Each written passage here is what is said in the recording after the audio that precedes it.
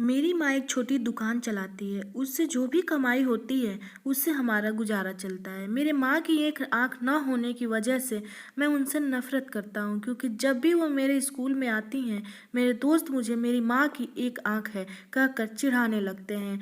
मेरी यही इच्छा थी कि मेरी माँ मेरी पर्सनल दुनिया से दूर रहे। इसलिए एक दिन गुस्से में मैंने कहा, माँ तुम्हारी दूसरी आँख ना होने की वजह से जब तुम मेरे दोस्तों के सामने आती हो तो वो मेरा मजाक उड़ाते हैं। तुम मर क्यों नहीं जाती?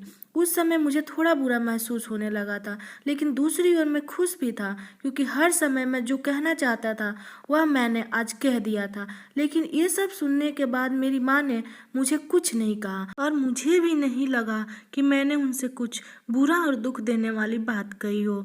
मैं इस गरीबी से और मेरी माँ से दूर कहीं जाना चाहता था। फिर मैंने बहुत पढ़ाई की। मैंने अपनी माँ को भी छोड़ दिया और पढ़ने के लिए दूसरे शहर आया, और वहाँ की यूनिवर्सिटी में मुझे एडमिशन भी मिल गया।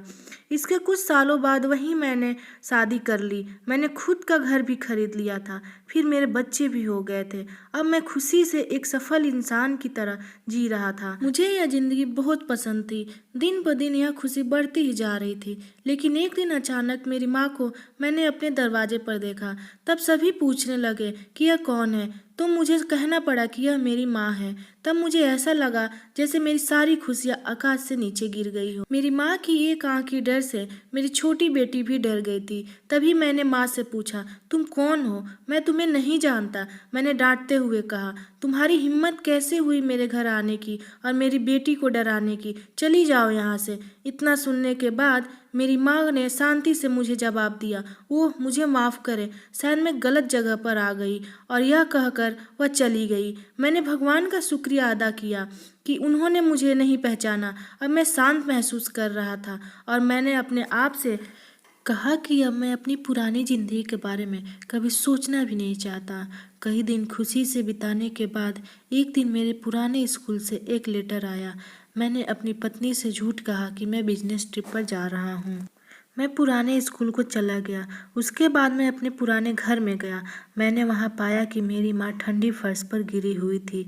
ये सब देखने के बाद भी मेरी आंखों से एक आंसू तक नहीं निकला। उनके हाथों में कागज का एक टुकड़ा था। शायद वह मेरे लिए कोई पत्र ही था। उन्होंने लिखा था, मेरे बेटे, मुझे लगता है कि अब मेरे जाने का समय आ चुका है और अब मैं तेरे घर भी नहीं आ सकती, लेकिन मैं एक बार तुम्हें देखना चाहती हूँ, तुमसे मिलना चाहती हूँ। मुझे तुम्हारी बहुत याद आती है, और जब मैंने सुना कि तुम अपने पुराने स्कूल में किसी काम से आ रहे हो तो मुझे काफ़ी खुशी हुई। लेकिन मैंने निश्चय किया कि एक आँख होने की वजह से मैं तुम्हारे स्कूल नहीं जाऊँगी, और मैं नहीं चाहती थी कि मुझे देखकर तुम्हें घबराहट हो।